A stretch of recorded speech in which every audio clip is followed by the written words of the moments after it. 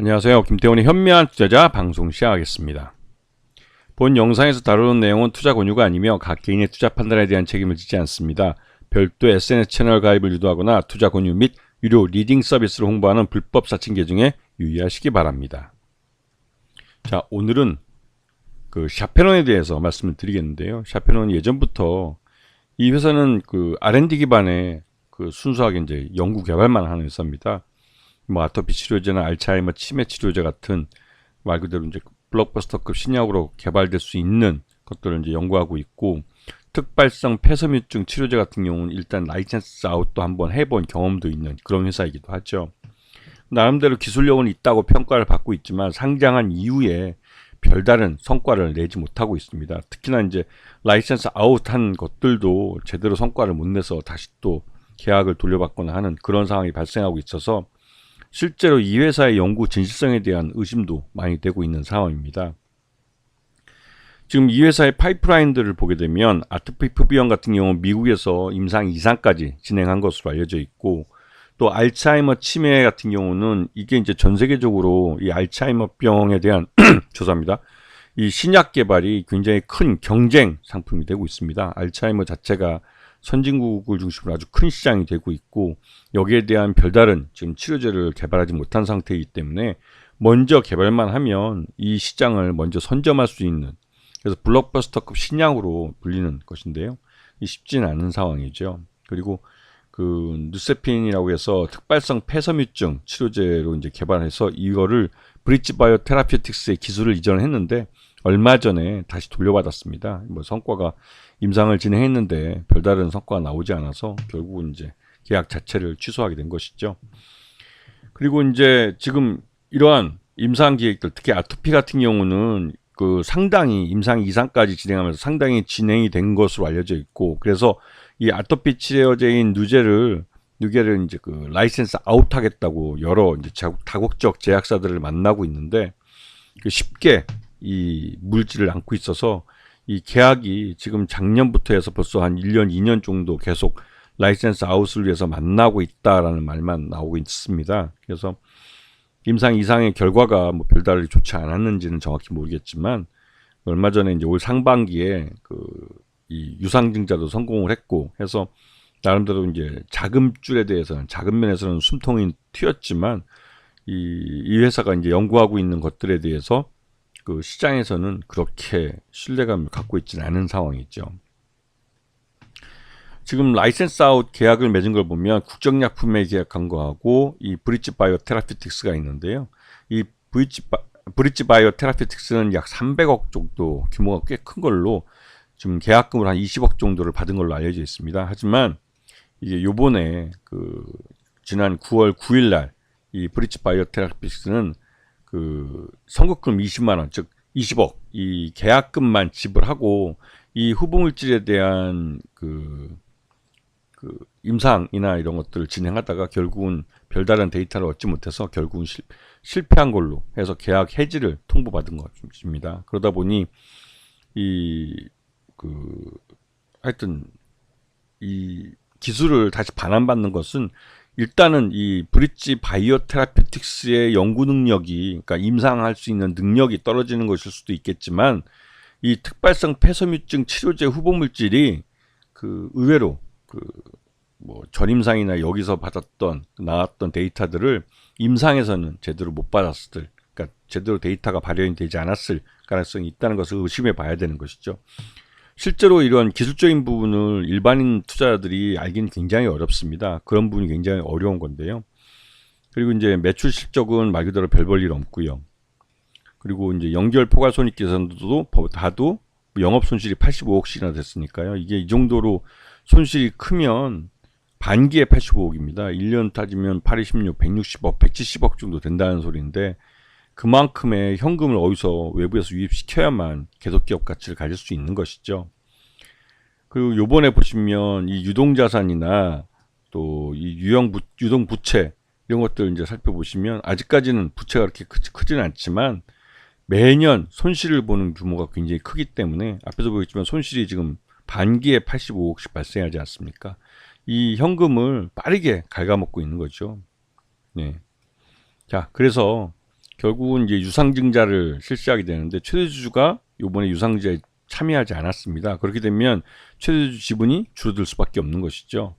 요번에 총 1318만 주를 18만 2천 주를 목표로 했지만 실제로 발행된 건 700만 주 정도밖에 발행이 안 됐습니다. 이건 최대주주 참여하지 않는 유상증자 보니까 일반 투자가들이 별로 이제 믿어보지 않은 것이죠. 그래서 최대주주 특수관계 지분이 20%에서 15%대로 줄어들게 됐습니다.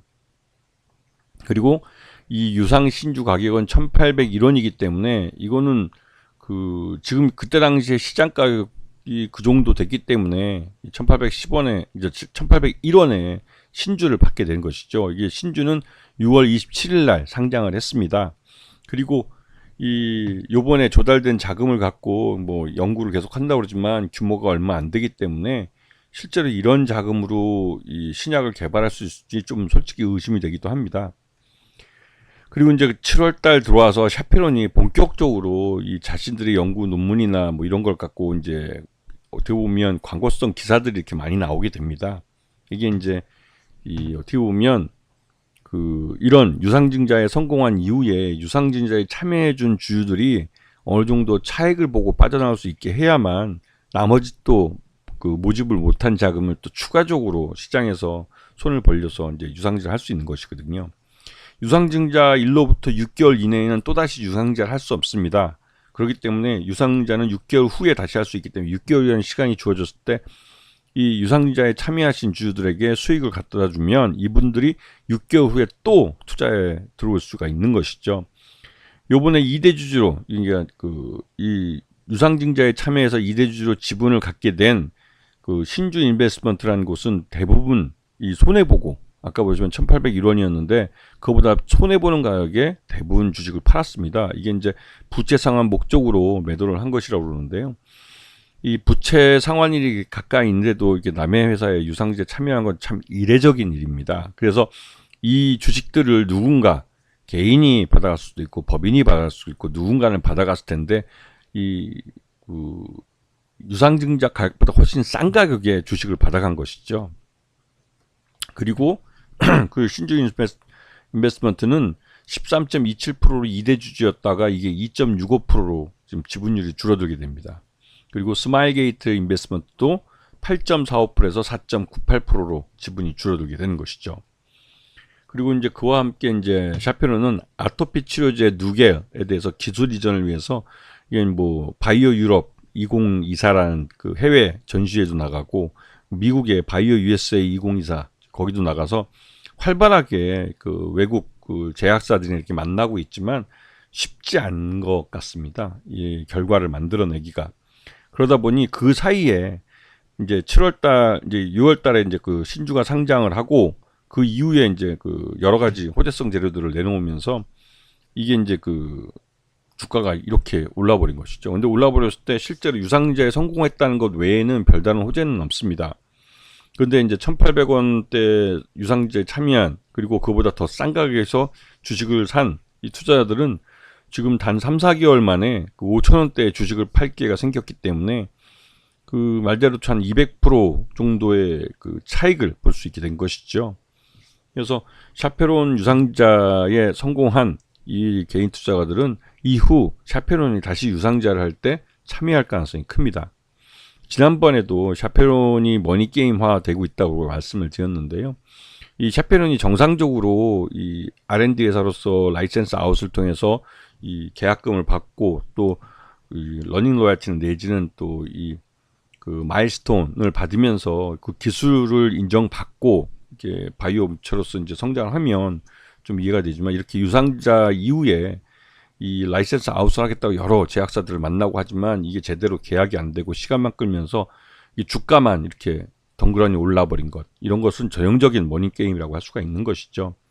그래서 결국은 이렇게 오른 주가에서 나중에 유상증자를 할 때는 다시 또 주가가 내려갈 수 있습니다. 그래야만 유상증자에 참여하는 주주들에게 더 싼 가격에 주식을 살 수 있게 해주고 또 지금 같은 이런 패턴의 주가 흐름이 나타날 가능성이 있는 것이죠. 그래서 이게 전형적인 이제 머니게임이라고 볼 수가 있기 때문에 이 샤페론 같은 종목들은 주가 오를 땐 조심하고 내려갈 때는 관심을 갖는, 물론 이게 내년 3월달 그러니까 12월 결산법인이기 때문에 12월 실제적으로 이제 감사 보고서에서 감사 확인을 못 받을 수도 있습니다. 항상 12월 결산법인들의 3월 이 실적 발표 때는 굉장히 조심하셔야 됩니다. 특히 바이오 같이 실적이 없는 회사들은 이 외부 감사인과의 협의에서 실제로 감사인들이 의견을 안 주는 경우도 있습니다. 자료 접근이 미비하다거나 아니면 자금에 대한 여러 가지 소명을 제대로 못했다고 하는 경우도 있기 때문에 특히 더 조심하셔야 되는 것이죠.